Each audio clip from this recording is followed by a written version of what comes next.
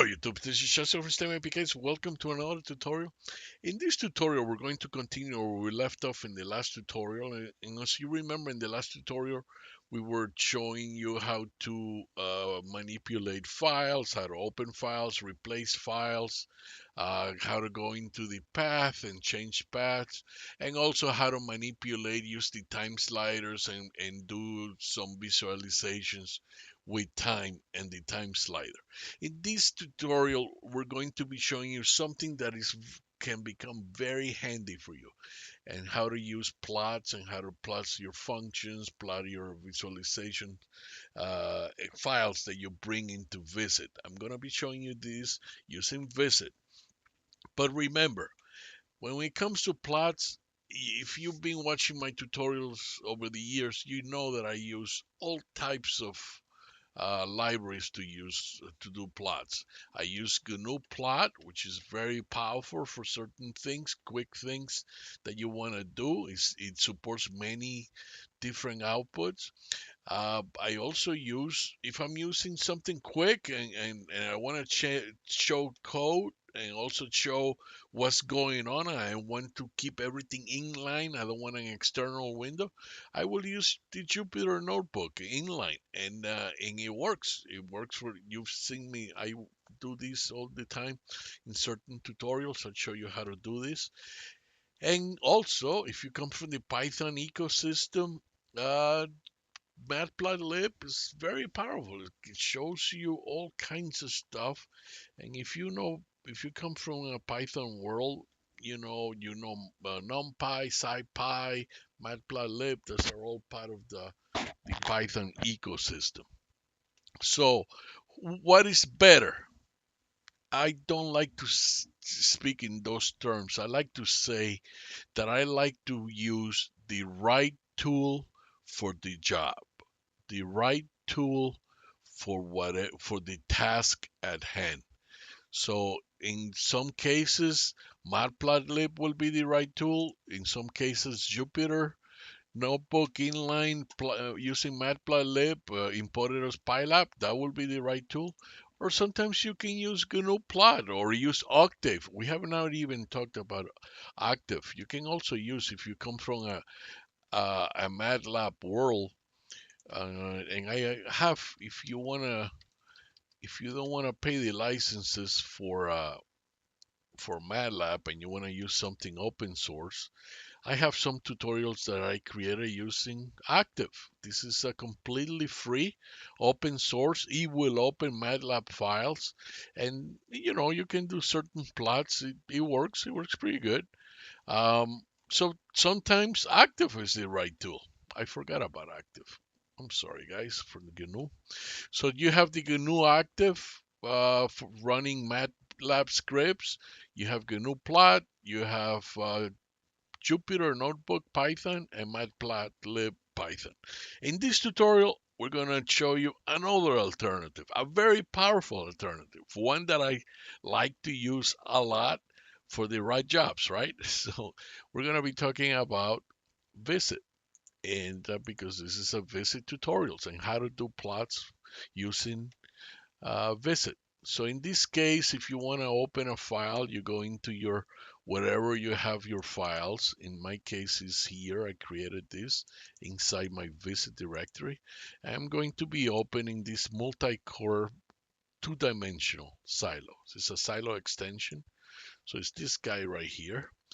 And now that I open it, let's say that I want to do an add, let's add a mesh. And it gives me two options. It gives you a mesh one, and it gives me a mesh one under script that is partial. But we'll talk about those later. For now, let's just do the mesh one. And if I draw it, this is what it looks like. This is just the mesh of the multi-curve two-dimensional. So now let's say that I want to add a pseudo color, and I want to use, well, let's use D. And now I just draw that one also. And it completely goes over the mesh. So now you cannot see the mesh anymore. And let's say that I want to add something else. Let's say that I want to add a fill boundary.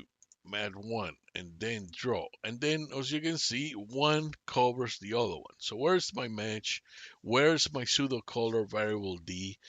You can see that they're here, they're listed here. The match is there. Your pseudo color variable D is there. And your field boundary matrix mat 1 is here, right? So this is where this little box here is going to become very handy for you, because you can actually hide and show, and it will tell you which ones are hidden and which ones is not. Like right now, it's telling me, I let me make this bigger. I don't know if it will work with the application open. No, it doesn't. If you can barely see it, it's grayed out, but you can see that it says hidden. So that means that the field boundary one is hidden and is showing the pseudo color. But when I go here again, it tells me that this is the one that is active. And it's showing me that it is the field boundary. But what about if I want to see the match? So what I can do is hide that one, and all of a sudden I get my match. You see? And then let's say you want to toggle, you can between the last two. And this can become very powerful, especially if you're doing presentations, and if you're doing and you want to show let's say that you want to show the match, but then you want to show the pseudo color and contour lines, because you can do all kinds of other stuff. You can add also contours, and let's say that you want to draw, and there are your contour lines, and you can do all kinds of stuff. But this is, like I said, this is the right application for the task at hand. So this is just one more option for plotting. Let me show you something else that I haven't shown you. Let's close this one, and let's show you something else. And instead of that one, let's open multi-rec into the, so then let's add. So as you can see, now it became the multi-rec 2D is the one that is active. So then let's do a pseudo color, but this time we're gonna use, instead of the D, we're gonna use the P variable, and we're gonna draw, and there it is. So now let's say that you want to change the attributes, and you can either double click here, and then all of a sudden from the centering from the original, you want to change the center. And watch this right here. And as I apply it, you see how it got all nice and smooth. And it's just this, all you did was change the centering. You can also change the color table, and you can use other ones. Like right now I'm using hot, but you can say hot and cold, apply, and there it is. And this is one is also really nice, especially when you're dealing with wavelets and presenting this type of other functions, that the color and centering uh, makes a huge difference. This is a nice option. It's another tool for your arsenal. And you can also do skew factors. You can come here and change the geometry, so you can smooth surface, wireframe. You can use opacity. You can use like a constant. Didn't change much, but then you can go here, and then you can change the opacity. And in certain situations, this can come very handy, especially when you're showing your work with colleagues and you want to show certain differences. This can come very, very handy. You can also use the invert color table. You apply, and you will invert the colors. If you want to go back just here, you can do zonal centering as well. As you can see, it's different from the original. This is the original, and this is your nodal, more smooth, as you can see.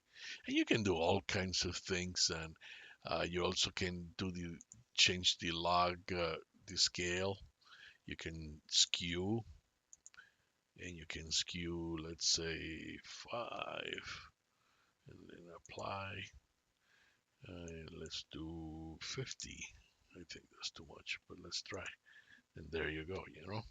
You can use whatever scale you want, and whether you're using log or whether you're using linear centering, scaling, you can do that. Okay. So, but for now, now you know how to use plots, and this is just the tip of the iceberg. There's a lot of other goods. I invite you to play with it and uncover all of those nice hidden secrets that are in the library that can make your life a lot easier. Also, you use the right tool for the job. Okay, this is the end of this tutorial. If you like this tutorial, please click the like box, subscribe to my channel, follow me on GitHub, and I will see you next time with another tutorial. Take care.